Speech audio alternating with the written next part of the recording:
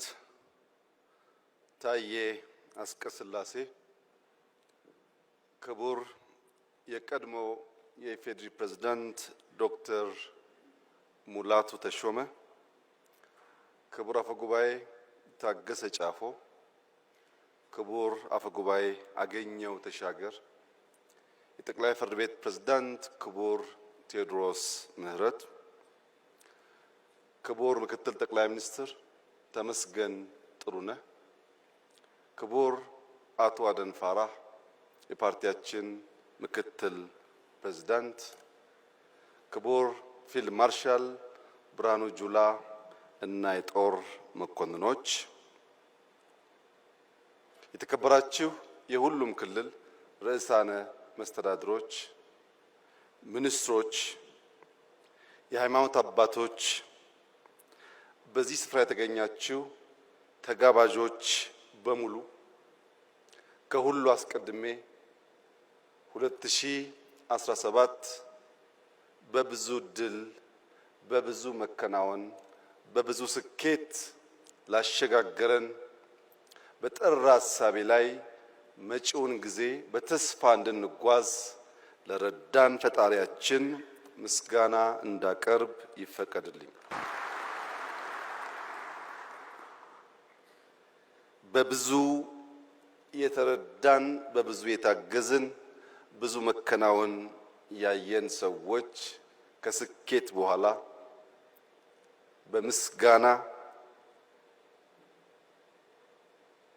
የሚገባውን ለፈጣሪ መስጠት እጅግ አስፈላጊ ልምምድ ስለሆነ እንደኔ ያለ እድለኛ ሰው ደጋግሞ ፈጣሪውን ሲያመሰግን እናንተም ብትተባበሩት አይከፋም።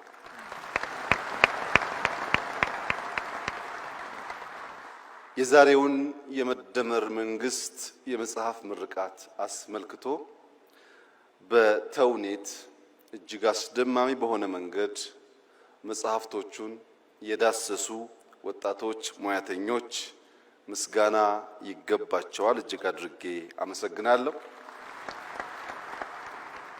ታዳጊ ህፃናት በሰርከስ በእውቁ እና ሀገር ወዳዱ ድምፃዊ ነዋይ ደበበ ታግዘው ላቀረቡልን ሰርከስ እሱንም እነሱንም ማመስገን እፈልጋለሁ። ዶክተር እዝራንም እንደዚሁ ማመስገን እፈልጋለሁ።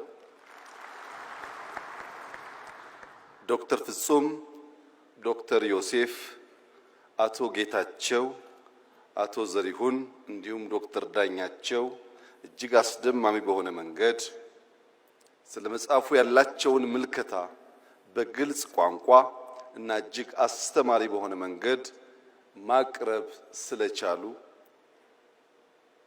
በግሌ እጅግ የተደመምኩ መሆኔን እየገለጽኩ እነሱንም ማመስገን እፈልጋለሁ።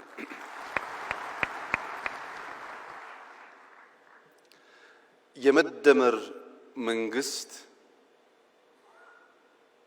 ጊዜ ካለፈ በኋላ ዘመን ካለፈ በኋላ እንዲህና እንዲያነበርኮ ያሰብኩት ትውልድ ይፋረደኝ እሳቤ ይሄ ነበረ እንዳልከውን እንዳላሳካ አስቸገሩኝ እንጂ ለሚል ሰበብ ፍለጋ የተዘጋጀ መጽሐፍ ሳይሆን ጊዜ ሲዝን ተሰጥቶናል።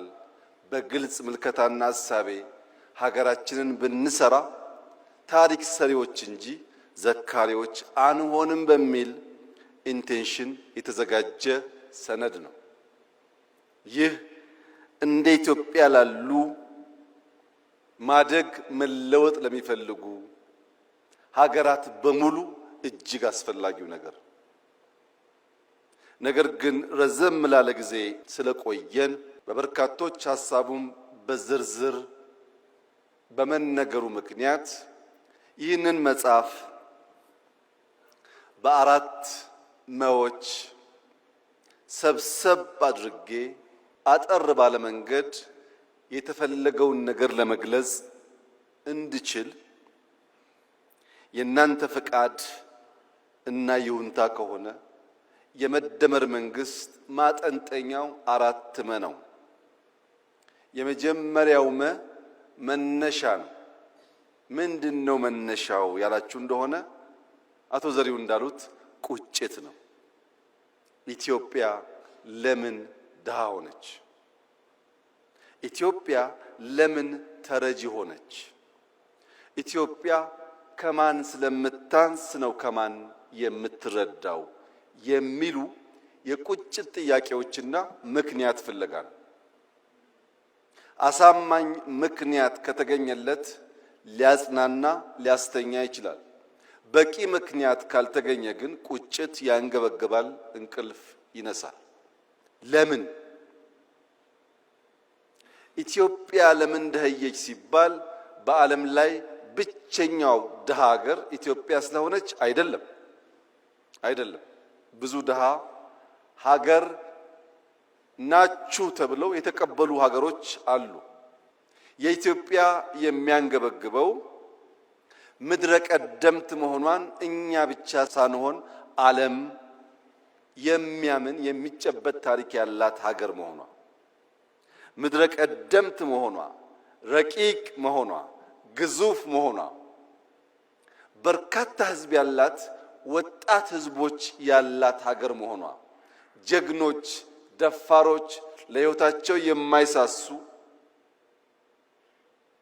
በረጅም ጊዜ ውስጥ ቢለካ ጀግነታቸው ያልነጠፈ ሕዝቦች መኖሪያ መሆኗ፣ ኢትዮጵያን የመሰለ ለፈጣሪ የቀረበ አኩሪ ታሪክ ያለው የነጻነት ገድል ያለው ብዙ ሕዝብ በተፈጥሮ የታደለ በኪነ ህንፃ በባህል በታሪክ ምንም የሚያሳፍር ነገር የሌለው ሕዝብ እንዴት ድሃ ሆነ? እንዴትስ ለማኝ ሆነ ብሎ መጠየቅ ያስፈልጋል። ኢትዮጵያውያን እርሻን እንደጀመሩ ይነገራል። ምድረ ቀደምት ስለሆኑ እርሻን ጀምረን ብረት ቀጥቅጠን ማረሻ ሰርተን አርሰን አጭደን መብላት የጀመርንና ያስጀመርን ሕዝቦች እንዴት እዚያው ተቸክለን ቆመን ምግብ ለኛ እንቆቅልሽ ሆነብን? ኢትዮጵያውያን በሸማ ልብስ ባህላዊ በሆነ መንገድ ልብሳቸውን በመስራት በታሪክ ብቻ ሳይሆን ዛሬም ሁላችሁም እንደምታውቁት በሽመና የሚታወቅ ባህል ያለው ሀገር ነው ኢትዮጵያ። ሸምነን መልበስ የቻልን ሽመናን ያስተማርን ኢትዮጵያውያን እንዴት ልብሳችንን ማምረት አቅቶን ልብስ ከውጭ የምንሸምት ሆን? በባህል መድኃኒት በሁላችሁም ቤት ጓዳ እንደሚታወቀው ለብዙ ችግሮች መድኃኒት ቅጠል በበጠስ መቀመም መፈወስ የሚችል ታሪክና ባህል ያላት ኢትዮጵያ እንዴት መድኃኒት ማምረት ተሳናት? ምንም እንጥፍጣፊ እርሾ ባይኖር ብንደህይ ባልገረመ ነበር። ግን ልምዱ ታሪኩ አስቻይ ሁኔታ እያለ እንዴት ድሃውን? በዓለም ላይ ከፍተኛ የወርቅ ሪዘርቭ ያከማቹ ሀገራት ወርቅ በማምረት አይታወቁም። እነሱ ከኛ ጥቂቱን ወርቅ ገዝተው ሼልፍ ላይ በማስቀመጥ ሀብታም ተባሉ። እኛ የበዛውን ወርቅ በከርሰ ምድር በማስቀመጥ ድሃ ተባል። እኛ ጋር ያለው ወርቅ እነሱ ጋር ካለው ወርቅ ይበልጣል። ያስቀመጥንበት ቦታ ብቻ ነው የሚለያየው። ያ ያስቀመጥንበት ቦታ ድሃ የሚያስብል ከሆነ የቦታ ለውጥ ለማምጣት ኢማጂኔሽን ፓወር ያስፈልጋል ማለት ነው። የተሰጠንን ድህነት መቀበል ብቻ ሳይሆን የቦታ ለውጥ አድርጎ መስተካከል ያስፈልጋል እና አንደኛው ወደ ኋላ የሚያስጉዘው ቁጭት ነው። ሁለተኛው ቅናት ነው። የመንፈስ ቅናት ሌሎች እንዴት ዘመኑ? እነንትና ወርቅ የላቸውም፣ የሚታረስ መሬት የላቸውም፣ ከኛ የላቀ ፖፑሌሽን የላቸውም። ከኛ በምን ልቀው እነሱ ዘመኑ፣ እኛስ በምን አንሰን ደህይተን ቀረን የሚል ቅናት። ለዚህ መነሾ የኋልዮሽ የመደመር መንግስት ሲጓዝ ስብራቱ የት ገጠመን፣ የት ጋ ነው ያለፉን፣ የት ጋ ነው ስናንቀላፋ እነሱ የቀደሙን እኛ የቀረ ነው ብሎ የታለፍንበትን ዘመናት ወደ ኋላ ለመፈተሽ ይሞክራል። በዚህ መነሾ ውስጥና የኋልዮሽ ጉዞ የመደመር መንግስት የተገነዘባቸው አንኳር እሳቤዎች አንደኛ የተዛቡ ጥያቄዎች ናቸው። በትክክል አለመጠየቅ ትክክለኛ ምላሽ እንዳናገኝ ስለሚያደርገን። ሁለተኛ ለተዛባው ጥያቄ አፍራሽ የለውጥ ሂደት መከተላችን። ጥያቄያችን ስሁት ነው፣ ለዚያ የምንሰጠው ምላሽ ደግሞ አፍራሽ ነው። የኛ ብቃት የኛ የለውጥ አራማጅነት የሚለካው ትናንትናን በመናድ ትናንትናን በማፍረስ እንጂ የጎደለ ሞልተን የላቀ የተሻለ አሸጋግሮ በመስጠት አልነበረም። የመደመር መንግስት ያልተሄደበትን መንገድ መጓዝ ይመርጣል። ይህን ለማሳየት መነሻውን ለመገንዘብ ህዳሴና ሱዳን በቂ አስተማሪ ምሳሌ መሆን ይችላሉ። ሱዳን እኛ ስንለወጥ ሰላማዊ ሀገር ነበር። ከኛ ለውጥ በኋላ የሱዳን ለውጥ እኛ ለማገዝ እንደሞከርነው ከሞላ ጎደል ሰላማዊ ነበር። ነገር ግን የተዛባ ጥያቄ ሲነሳና ምላሹ ማፍረስ ሲሆን ዛሬ ሱዳን ቀድሞ በልጆቿ የገነባችውን የካርቱም ኢንተርናሽናል ኤርፖርት እንዳልነበር አድርገዋለች። 10 ሚሊዮን ገደማ የሚጠጋ ህዝብ የሚኖርበት የካርቱም ከተማ ያን ህዝብ መሸከም የማይችል ከተማ ሆኗል። ለምን?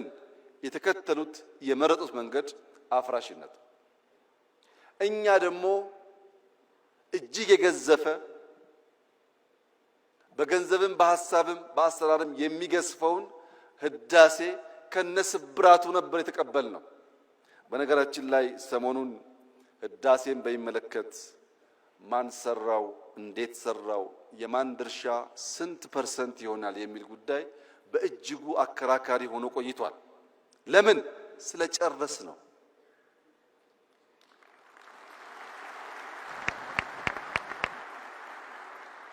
ያለቀ ነገር ፍሬ ባለቤቱ ስለሚበዛ እንጂ አሳበን ብንተወው ኖሮ አይነንትና አበላሹት ይባላል እንጂ አንድም ሰው አይጠጋጋም ነበር።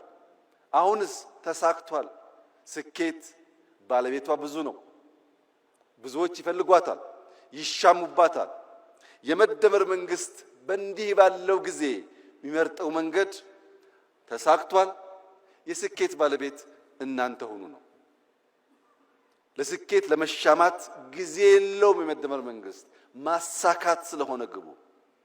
ሲያሳካም ብቻዬን ማሳካት እችላለሁ ብሎ መደመር አያምንም። የብቸኝነት ጉድለት ስላለ ኢትዮጵያውያን በሚችሉት ሁሉ ተደምረው ያሳኩት የመላ የኢትዮጵያውያን ገድልና ድል እንጂ የአንድ መንግስት፣ የአንድ ሰው፣ የአንድ ግለሰብ አይደለም። ለዚህ ነው ሐውልቱ ላይ መላ ኢትዮጵያን በሚወክል መልኩ የብዙዎቹን ምስለ ቅርጽ የያዘ ሐውልት መገንባት ያስፈለገበት ምክንያት ህዳሴ የመላ ኢትዮጵያውያን ብቻ ሳይሆን የኢትዮጵያ ወዳጆችም ጭምር የኩራት ምንጭ ስለሆነ፣ ሽሚያው የወለደው ድል ስለሆነ፣ አሳክተን በድል ላይ መሻማት የተሻለ ስለሆነ አሳበን ከመተው የነበረውን ጭቅጭቅ ድምዳሜ እንዲያገኝ እኔ በግሌ ህዳሴን በሚመለከት ከመላው ኢትዮጵያውያን አንጻር የነበረኝ ሚና ኢሚንት እና በጣም ትንሹ ስለሆነ አትጨቃጨቁ፣ ድሉ የእናንተ ነው፣ ህዳሴ ግን የጋራችን ነው ማለት እወዳለሁ። አንደኛው የመጀመሪያው መነሻ ነው። ይሄንን የመደመር መንግስት የኋልዮሽ ተጉዞ ከዳሰሰ በኋላ መዳረሻውን ደግሞ ይተልማል። ድህነትን መጸየፍ ብቻ ሳይሆን ብልጽግናን ይመኛል። እዚህ ጋር ያለው ዋናው ቁልፍ ጉዳይ መዳረሻችን ላይ ምኞት ነው ወይስ ፍላጎት ነው ያለው? ባዶ ምኞት ከሆነ፣ ትጋት የሌለበት ምኞት ከሆነ፣ በንድፍ ያልታገዘ በተቋም ያልታገዘ ምኞት ከሆነ ምኞት ደግነቱ ቦግልም ነው። ዛሬ እንመኛለን፣ ነገ እንረሳለን። የመደመር መንግስት ከምኞት ይሻገራል፣ ፍላጎት ነው። በግልጽ ራዕይ የነጠረ መቼ ምን ብናሳካ የት ልንደርስ እንደምንችል የሚያመላክት የኢትዮጵያን ሁለንተናዊ ብልጽግና የሚፈልግ ብቻ ሳይሆን እንደሚቻል የሚያምን ነው። ይህ ፍላጎት የመፈጸም ብቃት እንዳለን ሳያረጋግጥ አይነሳም። በዚህ ጽሑፍ ላይ ቀደም ሲል ሪቪው ያደረጉ ወንድሞቼ እንዳነሱት ዕውቀት በሁለት መንገድ ሊገኝ ይችላል። አንደኛው በኢንፎርሜሽን በመስማት በማንበብ በመጠየቅ ዕውቀት ሊገኝ ይችላል። ሁለተኛው የዕውቀት ማግኛ መንገድ ግን የተግባር ልምምድ ነው። የዚህ መጽሐፍ ውጤት ከሰማነው ካነበብነው ብቻ ሳይሆን በተግባር ስንሞክር ካየነው ውጣ ውረድም ጭምር ስለሆነ ብዙዎች የሚማሩበት የሚያሳድጉት የበለጸገች ኢትዮጵያ ለማየት የሚተጉበት እንደሚሆን ጥርጥር የለውም። የመፈጸም ብቃታችንን በብዙ መንገድ አይተናል። የኛ መሻት የምትመስል ሀገር ሳይሆን የምትመሰል ሀገር መፍጠር ነው።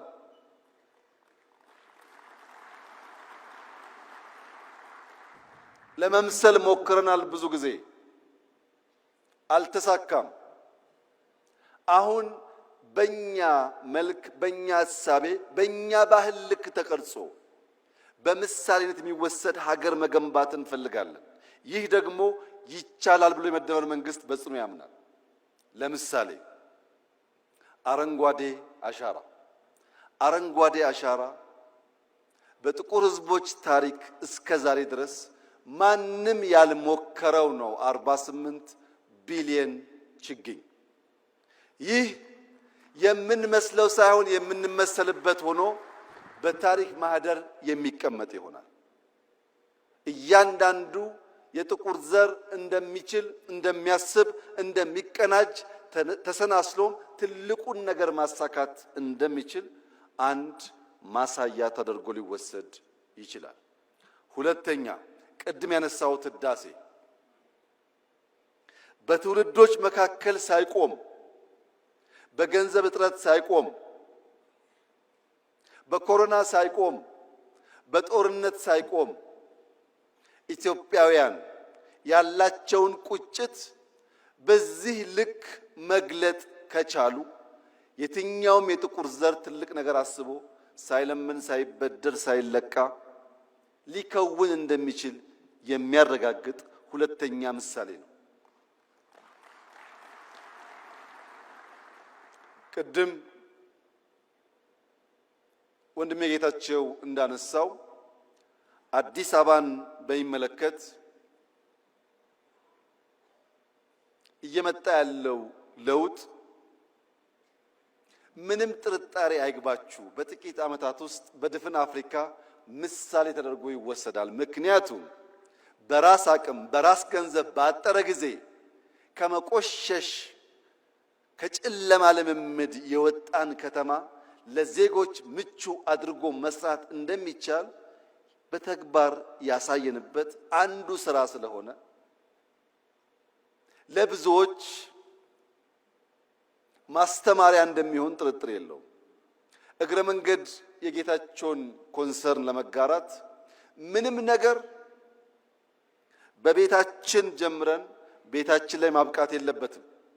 የኛ ሞቶ ያኔ ጌታቸው ወጣ ብሎ ነው እንጂ ከቢሮ እስከ ከተማ ከከተማ እስከ ሀገር ይል ነበር። ቢሮአችን፣ ግቢያችን፣ ሰፈራችን ከዛም አዲስ አበባችን ያልነው ነገር ግን ዛሬ የኛ ስህተት ሆኖ ይሆናል እንጂ ወንድሜ ጌታቸው ቢሾፍቱ፣ አዳማ፣ አርሲ ነገሌ፣ ሐዋሳ፣ አርባ ምንጭ፣ ሶዶ፣ ጅማ ብትሄድ ደቡብ ምዕራብ በዚህ እንቅስቃሴ ውስጥ በራሳቸው ልክ ሲንደፋደፉ ታያለ። ወደ ምስራቅ ብትሄድ ሐረር፣ ድሬዳዋ፣ ጅጅጋ በሚያስደንቅ ፍጥነት ራሳቸውን እየለወጡ ይገኛሉ። እኔ ከጌታቸው ጋር የምጋራው የብዙዎቻችን እምነት እንዲሆን የምፈልገው መንግስታትን የሚገለው ሰልፍ ግራቲፊኬሽን ነው። አዲስ አበባ ላይ 1% ለውጥ አመጣን ብለን እምንመጻደቅ ከሆነ አናድግም። እምናድገው በቁጭታችን ልክ ስንተጋ ነው። መልካም ጅማሮ ጀምረናል። ማንም ቢያምንም ባያምንም አስደናቂ ጅማሮ ጀምረናል። ግን ጅማሮ ነው። ጅማሮ ምን ይፈልጋል? ኮንቲኒቲ ይፈልጋል። ልክ እንደ መደመር ሳይቆራረጥ መከወን አለበት። ያንን ካደረግን ድፍን ኢትዮጵያ የውበት፣ የለውጥ፣ የዘመናዊነት ምሳሌ ተደርጋ መጠቀስ ትችላለች። ሌላው ሪቨርሳይድ ነው። ቅድም ዶክተር ዳኛቸው ከተፈጥሮ ጋር አያይዞ የኢትዮጵያን ወንዞች አጠቃቀምና ብልሽት ገልጿል። የአዲስ አበባ የሪቨርሳይድ ፕሮጀክት ወይም የአርባ ምንጭ የሪቨርሳይድ ፕሮጀክት ካለምንም ጥርጥር ለብዙ ሀገራት ምሳሌ መሆን ይችላል። እጅግ አኩሪ ጅማሮ ነው ያለው። ይህንን ጅማሮ በማስፋት ለመላው ጥቁር ሕዝብ ምሳሌ የሚሆን ስራ ለካ ይቻላል የሚል እሳቤ ማስተጋባት ከአዲስ አበባ ይቻላል። በስንዴ ላይ የነበረው ዘመቻና የተገኘው ውጤትም እንደዚሁ ሊገለጽ የሚችል ነው። ስለዚህ እኛ ኢትዮጵያውያን ከተደመርን በጋራ ለመስራት ከወሰን እንችላለን የሚለውን ነገር ለማየትና መዳረሻችን የሚያጓጓ ነው። አያስተኛም። የኢትዮጵያን ብልጽግና ማየት፣ የማትረዳ ኢትዮጵያን ማየት፣ ውብ ኢትዮጵያን ማየት እንቅልፍ የሚነሳ ጉዳይ ነው። ይህ ጉጉት፣ ይህ ፍላጎት በታሪክ ካየነው ስብራት ወደምንፈልገው ራዕይ ለመድረስ እንዲሁ በዝላይ ብቻ ሳይሆን መንገዱን በትክክል መቀየስ ይፈልጋል። ሶስተኛው መንገዱ ነው። እንዴት ብንጓዝ ነው ያን የሚያጓጓ ራዕይ ልናሳካ የምንችለው? አንደኛ ከውስጥ ወደ ውጭ በማየት ነው። የኢትዮጵያ ክርስትና፣ የኢትዮጵያ እስልምና ለዓለም የሚያስተምረው ትርፍ ዕውቀት ያለው እንጂ ከዓለም የሚናፍቅ ሊሆን አይችልም። ምክንያቱም ክርስትና ተጀምሮ በ30 ዓመቱ ገደማ ነው ኢትዮጵያ የገባው።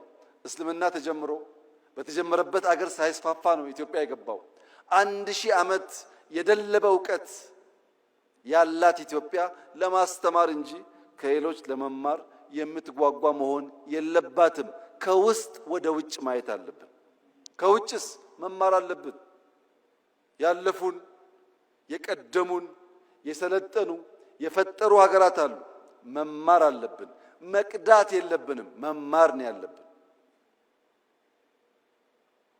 ከነሱ ስንማር የኛን መርምረን አሰናስለን ግልጥ ያለ ሐሳብ መያዝ ስንችል የአቅምና የአቋም ድማሮን ስንፈጥር ኢትዮጵያ ውስጥ የአቅምና የአቋም ድማሮ ከፈጠርን ተአምር መስራት እንችላለን። የአቅምና የአቋም ድማሮ ግን መፍጠር አስቸጋሪ ሆኖ ለሚታየን ዜጎች የዛሬው መድረክ በቂ አስተማሪ ይመስለኛል። አብይና ዘሪሁን፣ አብይና ጌታቸው፣ አብይና ፈላስፋው ዳኛቸው ስለ ሀገራቸው ጉዳይ በአንድ ቦታ የሚቀራረብ ቋንቋ መነጋገር የሚችሉ ከሆነ ከነዚህ ሰዎች የተለየ ክሪቲክ፣ ከነዚህ ሰዎች የተለየ ሐሳብ የሚያንሸራሽር እምብዛም የለም። ዳኛቸው ማለት እድሜ ልኩን በመተቸት በመቃረን ሐሳብ በማመንጨት በመጠየቅ የራሱን ስራ እስኪሰዋ ድረስ ተጋድሎ ያደረገ፣ ከቤተሰብ እስኪቃረን ድረስ ተጋድሎ ያደረገ የረጅም ዘመን የበቃ ምሁር ነው። ዘሪሁን በኢህአዴግ በመጀመሪያ ወራት ከዩኒቨርሲቲው ከተባረሩ ምሁራን መካከል አንዱ ነው። በዚሁ ስራው ኢህአዴግ ውስጥም ደጋፊ ተቺ ነበር፣ በእኛ ጊዜም ተቺ ነበር። ለመተቸት ሐሳብ ለመመንዘር ችግር ያለባቸው ሰዎች አይደሉም። የጌታቸው መናገር አያስፈልግም ብዬ ከነዚህ ሰዎች የተሻለ የደረጃ ሐሳብ ይዞ በኢትዮጵያ ናሽናል ኢንትረስት ላይ የሚታገል ብዙ ሰው አላየውም። ለሁላችንም ኢትዮጵያ ትበቃለች። የምንደመረው በአንድ ጭንቅላት ለማሰብ አይደለም፣ ስለ አንድ ሀገር ለማሰብ ነው። የምንደመረው በአንድ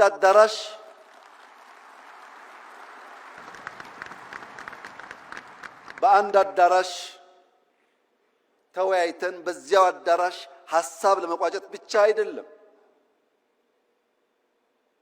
ከአዳራሽ ውጪ የሚንሸራሸሩ ሐሳቦች ካሉ ለማድመጥ ዝግጁ በመሆን ጭምር ነው።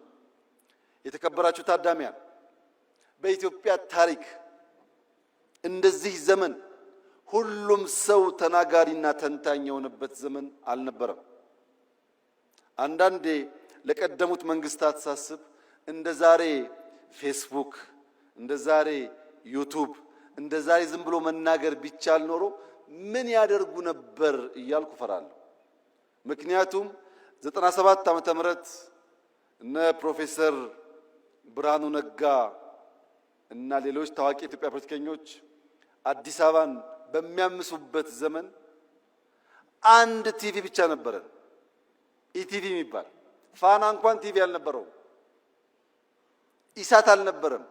በአንድ ቲቪ ያን ያክል ከታመስንና ያን ያክል ከሞትን እንደ ዛሬ በመቶዎች የሚቆጠሩ ቲቪዎች ባሉበት ጊዜ ውስጥ ያ ትኩሳት ቢኖር መንግስታት ሾክ አብዘርቨር ኖሯቸው በትዕግስት ለማድመጥና ለማለፍ ካልቻሉ ኢትዮጵያ ውስጥ ምን ሊፈጠር እንደሚችል ሁላችሁም ማሰብ አይሳናችሁ። ሾክ አብዘርቨሩ በርከት ያሉ ሾኮችን የሚሸከምበት ዋናው ምክንያት የሚያጓጓ ራዕይ ስላለ ነው። እልህ፣ ወኔ፣ ቁጣ ጠፍቶ ሳይሆን ያ የሚያጓጓው የብልጽግና ራዕይ ግድ የለም እኛ ስንረገጥ ነገር እንዳያልፈን በትዕግስት አብዞርብ እያደረግን ብንሻገር ይሻላል የሚል ምርጫ ስለወሰድን ፕሮፌሰር ብርሃኑ ነጋ፣ አቶ ጌታቸው ረዳ፣ አቶ መላኩ አለበል እና ሌሎች ባለስልጣናት በጋራ ሆነው የኢትዮጵያን መንግስት የሚመሩ ከሆነ የኢትዮጵያ መንግስትም ሐሳብ እና ብቃት ካላቸው ለመቀበል ዝግጁ ከሆነ ቢያንስ በመጽሐፍና በንግግር እንጨቃጨቅ ይሆናል እንጂ የሚያደባድብ የሚያጋድል ምክንያት የለም ማለት ነው። ስለዚህ መንገዱ በተቻለ መጠን ኢትዮጵያውያንን በጋራ ራዕይ ላይ መሰብሰብ ያስፈልጋል ብሎ ያምናል። ኢትዮጵያውያን በጋራ ራዕይ ከተሰባሰቡ በኋላ ስብራት ለይተን መፍትሄ ማበጀት ደግሞ ያስፈልጋል። የኢትዮጵያ የእድገት ጉዞ ስብራት፣ የኢትዮጵያ ፖለቲካል ችግር ስብራት ዋነኛው ጉዳይ የጥላቶቻችን አጀንዳ ነው። ይሄም መለያየት ነው። ዘር፣ ሃይማኖት፣ ጾታ፣ ሰፈር፣ መንደር እየተባለ መለየት ነው። ለዚህ መፈወሻ መድኃኒት ደግሞ መደመር ብቻ ነው። እኛ መደመር ስንል ጠላቶቻችን ይደነግጣሉ። ምክንያቱም ስንደመር እንዴት ያለ ታሪክ እንደምንሰራ በጥንት ዘመን የኢትዮጵያ ታሪክ ስለሚታወቅ ኢትዮጵያውያን ትግሬ፣ ኦሮሞ፣ አማራ፣ ጉራጌ፣ ወላይታ፣ ሲዳማ ባንባባል ያ ቢከበር በጋራ መቆም ብንችል መፍጠን እንችላለን፣ መፍጠር እንችላለን። በአስፈላጊ ቦታ ደግሞ መዝለል እንችላለን። መከተል ሳይሆን መዝለል እንችላለን። ከተቀባይነት ተከታይነት መላቀቅ እንችላለን። ሐሳብ ተቀብለን፣ ገንዘብ ተቀብለን፣ ሚሽን ተቀብለን ኢትዮጵያ ላይ መለማመድ ተገቢ አይመስለኝም። የብዙዎች ችግር ፊዚካሊ አልተገዛንም ብንልም ቨርቹዋሊ በብዙ የቆሸሹ ሐሳቦች የተገዛ ስብስብ ያለበት ሀገር ነው ኢትዮጵያ። የሰውን ሐሳብ ከናሽናል ኢንተረስት አንጻር መመዘን ከተቸገርን እዚያ ማዶ የምንሰማው ሁሉ ትክክል ከሆነ ለመመርመር ማንዘጋጅ ከሆነ የኢትዮጵያን ብልጽግና ማረጋገጥ እንቸገራለን። ስለሆነም መደመር አለብን። የምንደመረው መከፋፈል የኛ የኢትዮጵያውያን ሐሳብ ሳይሆን ኢምፖዝ የተደረገ ቶት ስለሆነ ያለ መከላከል እንደመራለን። ሌላው በጉዟችን ማየት ያለብን ነገር የስነ ልቦና ስብራት ነው። ተሰብረናል፣ አንችልም ባዮች ነን። ይሄ ነገር አዲስ አበባ ነው፣ ይሄ ነገር ኢትዮጵያ ነው። የአዲስ አበባን ኮሪደር ዲዛይን ያደረገላችሁ ማን ነው? ገንዘቡስ ከየት መጣ? ማን ነው ኮንትራክተሩ? ለምን ኢትዮጵያውያን አንችልም ብለን ተቀብለናል። አንችልም ስላል ባለቤት ይፈለግለታል። ጥሩ ነገር ከታየ የኛ አይደለም የሌላ ሰው ነው። ይሄ የስነ ልቦና ስብራት ከላይ እስከታች ነው ያለው። ወንድምና እህቶቼ እንችላለን። የምንችለው በጠራ ሐሳቤ ከግል ፍላጎት ባሻገር ለወል መሻት የምንተጋ ከሆነ ነው። እንኳን ዛሬ በ21ኛው ክፍለ ዘመን የዛሬ 155 ዓመት ገደማ ህልም ያላቸው ሰዎች በምዕራብና በምስራቅ መካከል ያለን ጋሬጣ፣ ያለን ተራራ፣ ያለን መሰናክል አፍርሰው ድልድይ ለማድረግ ወሰኑ። በምዕራብና በምስራቅ መካከል የሚደረገውን የንግድ ጉዞ በ8900 ኪሎ ሜትር ለመቀነስ ስዊስ ካናል የሚባል ተራራ፣ ስዊስ ካናል የሚባል ግድግዳ ማፍረስ ወሰኑ። ስዊስ ካናል 193 ገደማ ኪሎ ሜትር ነው። ያን ሲወስኑ እንደዛሬ በቂ ማሽን አልነበረም። እንደዛሬ የሚመች የኮንስትራክሽን አቅም አልነበረም። ብዙዎች ሞተዋል ያን ለማሳካት። ሲያልቅ ግን 8900 ኪሎ ሜትር የ10 ቀን ጉዞ በምዕራብና በምስራቅ የዓለማችን ክፍል አሳጥሯል። ለምን? ንግድ ወሳኝ ነው። ለንግድ የሚመች መንገድም ወሳኝ ነው። በኢትዮጵያና በህንድ መካከል ድልድይ እንጂ ዳገት አልነበረም በታሪካችን። ለዚህም ባህላችን በርካታ ነገሮቻችን ይተሳሰራሉ። ዛሬ የኛ የሆነውን ቀይ ባህር መልሶ ለመጠየቅ የሚሰጋ የሚጠራጠር ትውልድ መፈጠሩ የስነ ልቦና ስብራት አካል ነው። አንችልም ብሎ ነው የሚያስበው። እኔ ላረጋግጥላችሁ እወዳለሁ፣ ኢትዮጵያ ትችላለች። የዛሬ 155 ዓመት ስዊስ ካናል በጀግኖች ልጆቻቸው መስዋዕትነት ያሳኩ ሰዎች ዛሬ እፎይ ብለው በዓመት በትንሹ 10 ቢሊዮን ዶላር ላፍ ያደርጋሉ። ስዊስ ካናል ሲሰራ እዚህ ኢትዮጵያ ውስጥ ወይም ደቡብ አፍሪካ ወይም ናይጄሪያ የሞቱ ሰዎች ነበሩ። ሰው ይወለዳል፣ ይሞታል፣ ግን ታሪክ የላቸው። ስዊስ ካናል ሲሰራ እየሰሩ በሐሩር ምክንያት፣ በምግብ እጥረት ምክንያት፣ በመድኃኒት እጥረት ምክንያት የሞቱ ሰዎች ግን ዛሬም ታሪካቸው ሕያው ነው። ከእኔና ከእናንተ መካከል የማይሞት ኢተርናል ላይፍ የሚጎናጸፍ አንድ ሰው የለም። እኔም እናንተም ሟቾች ነን። የማይሞት ታሪክ ሰርቶ የሞተ ሰው ለዘላለም ስሙ በትውልድ መካከል የሚተላለፍ ስለሚሆን ኢትዮጵያን የሚያክል ሀገር ኢንካፕሱሌትድ ሆና ለልጆቻችን መሸጋገር አለበት ብሎ ማመን ተገቢ ሐሳብ አይደለም። ተገቢ ሐሳብ አይደለም። ይሄን ለማሳካት ውጊያ፣ ግጭት ያስፈልጋል ብለን አናምንም። ለዚህም ነው ለ5 ዓመታት ስንለማመጥ የነበረው። አሁንም በሰላም በዓለም ሕግ መሰረት ኢትዮጵያን ከዘጋት በርና ድሃ ካስባላት መጠሪያዋ መገላገል አለባት ብለን ስለምናምን በየትኛውም መድረክ ከኢትዮጵያ ጋር በሰላማዊ መንገድ ለመነጋገር የሚፈቅድ አካል ካለ እጃችን ከምን ጊዜውም በላይ የተዘረጋ ነው። ነገር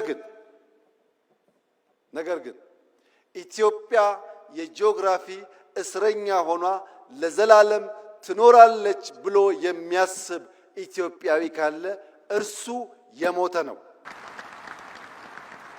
ሰላም ታስቀድማለች፣ ደህንነትን ትፋለማለች፣ መውጫ መግቢያ በሯን ታበጃለች። ይህ አይቀሬ ጉዳይ መሆኑን ተገንዝበው ወንድም እህቶቻችን በፈጠነ ጊዜ ለድርድር ራሳቸውን ዝግጁ እንዲያደርጉ ማድረግ ነው። ይሄ መንገድ የአቅምና የአቋም ድማሮ ስለሚያመጣ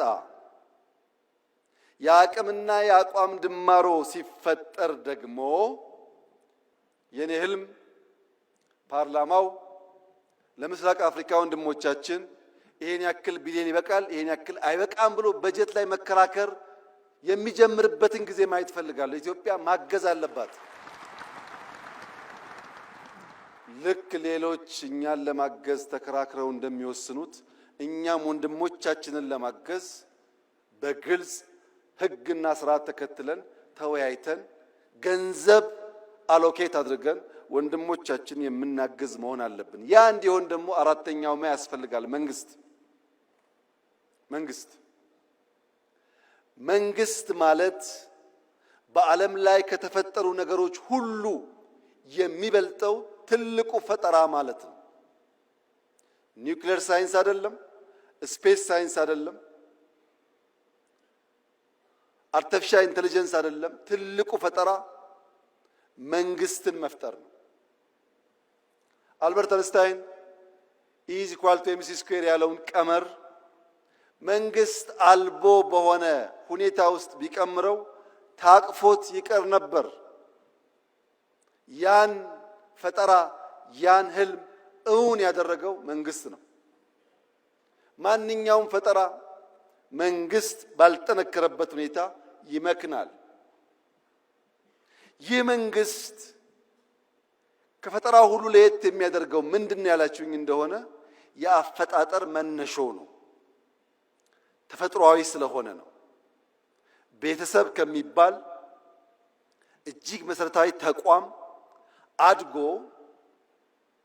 በርከት ያሉ ማህበረሰቦችን የሚያቅፍ የተገለጠ ራዕይ ያለው ሃይራርኪ ያለው የጋራ ህልም ያለው ለጋራ ኮዝ በጋራ የሚሰራ ተቋም የሰው ልጅ መፍጠር በመቻሉ ነው ሰርቫይቭ ማድረግ የቻለውም እንጂ ግማሹ የዓለም ዜጋ የአውሬ ራት ሆኖ ሊቀር ይችል ነበር።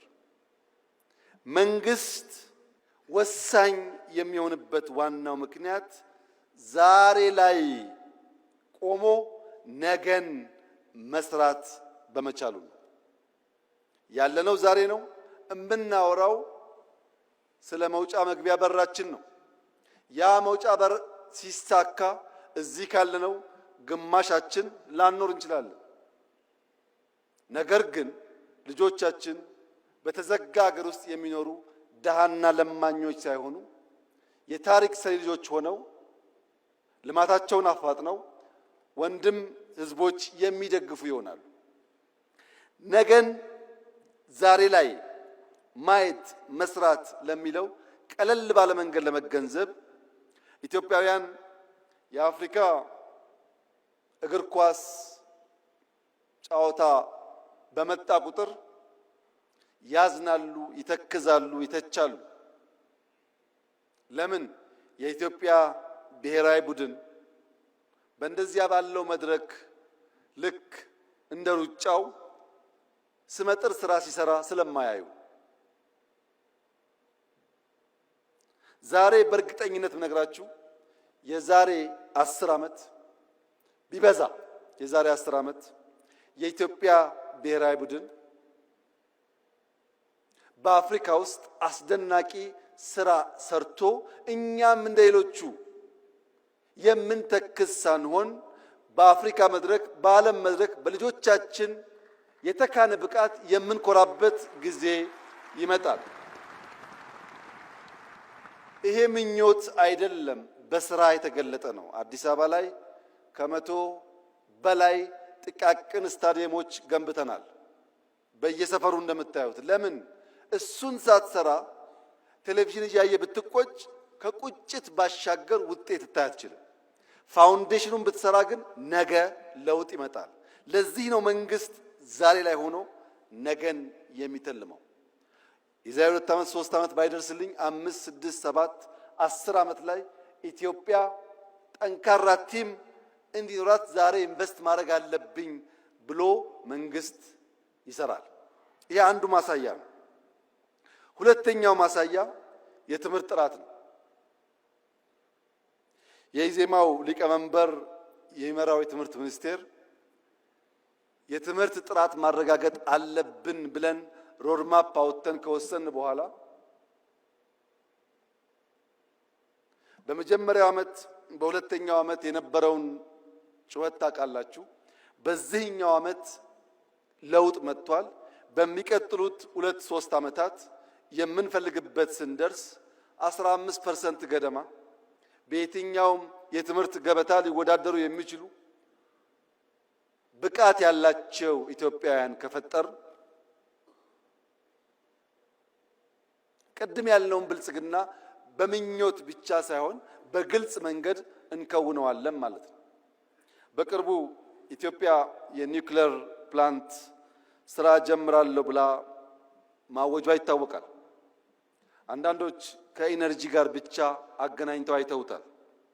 እዚህ ያላችሁ ሰዎች መገንዘብ ያለባችሁ በኒውክሌር ቴክኖሎጂ ላይ ኢትዮጵያ መስራት ስትጀምር የሕክምና ሳይንስ ያድጋል፣ ፕሪሲሽን ፋርሚንግ ያድጋል፣ የውሃ አጠቃቀም ያድጋል። አሁን የምናወጣቸው ተማሪዎች የሚመራመሩበት፣ የሚሰሩበት፣ የሚያድጉበት፣ የሚወዳደሩበት አቅም ይገነባሉ። ኢነርጂ ብቻ አይደለም።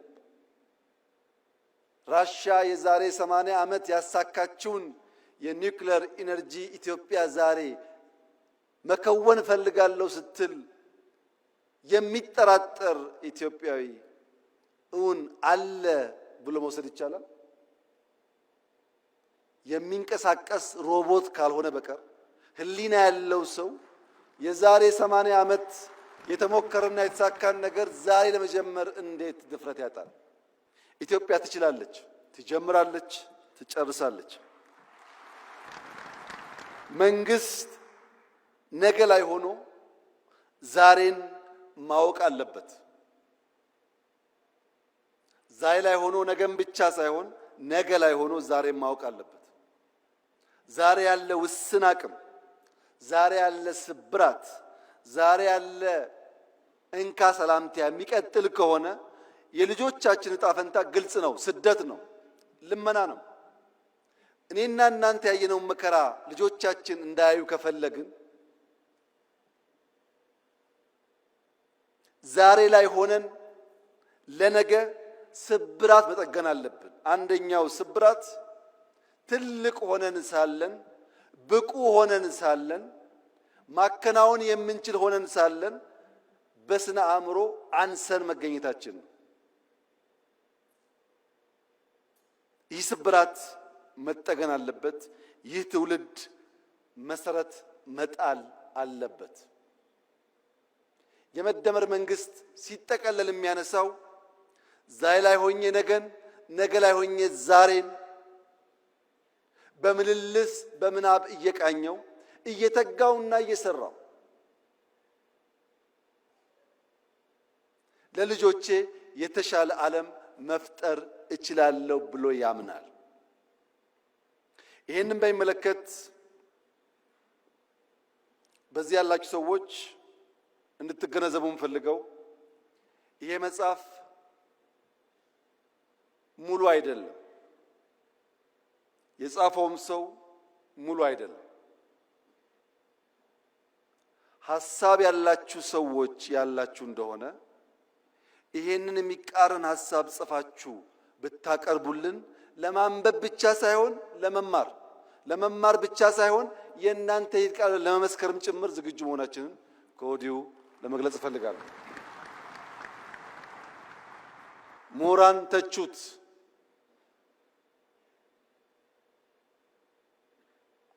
በተቃረነ መንገድ ሐሳብ ማፍለቅ የሚችሉ ሰዎችም አፍልቁ። ነገር ግን ሐሳብ አልቦ በሆነ መንገድ እንዴትና መቼ ተጻፈ ብላችሁ የምትቸገሩ ሰዎች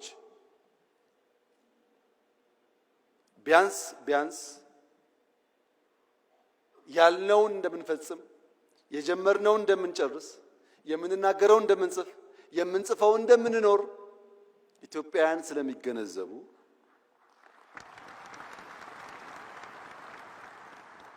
በውስጥ ያላችሁ ዋናው ትምምን የሚያስፈልገው በውስጥ ላሉ ሰዎች ነው። በውስጥ ያላችሁ ሰዎች ላለፉት 2 ዓመታት ምን አይነት መንግስት ነው የሚያስፈልገው የሚለውን በስልጠናዎቻችን ላይ ስንወያይበት ስንመክርበት የቆየነው ሐሳብ ስለሆነ ስታነቡት ግልጥ ብሎ የመደመር መንግስት ያ የመከርንበት የሰለጠንበት የተወያየንበት ጉዳይ ለእኔና ለእናንተ ብቻ ሳይሆን ውጭ ላለውም ዓለም የተዘጋጀ መሆኑ በደንብ ይገለጥላችኋል። 2019 ዳቮስ በሄድኩበት ጊዜ ፍሪሊዮን የሚል ተውት እንዳየው ነግሬያችሁ ነበር። ተደጋጋሚ ስልጠናን ሰጥቶበታል። ያም በሚመለከት ጅማሮ ስራዎች አሉ።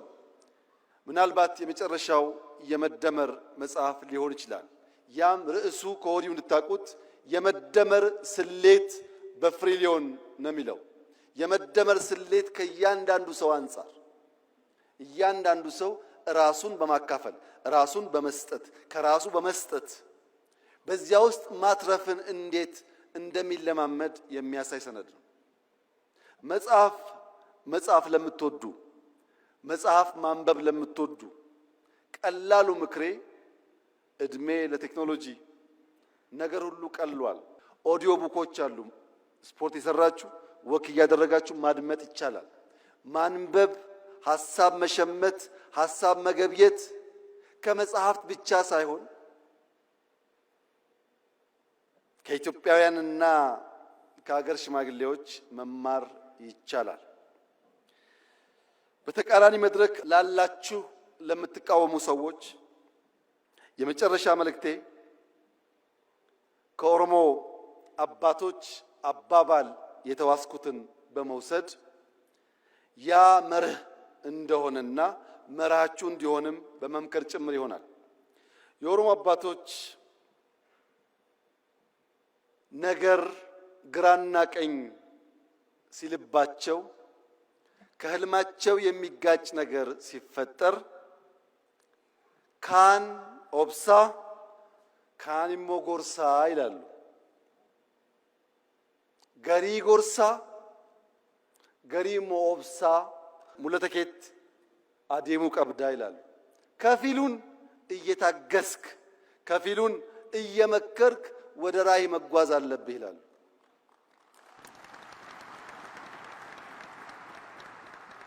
ካን ጎርሳ ካን ኦብሳ ለኔም ለእናንተም ይሰራል። ህልም ካላችሁ ወደ ህልማችሁ መዘርጋት የምትፈልጉ ከሆነ ካን ኦብሳ ካን ጎርሳ፣ ጉዞ ግን ወደፊት መሆን አለበት። እጅግ አድርጌ አመሰግናለሁ።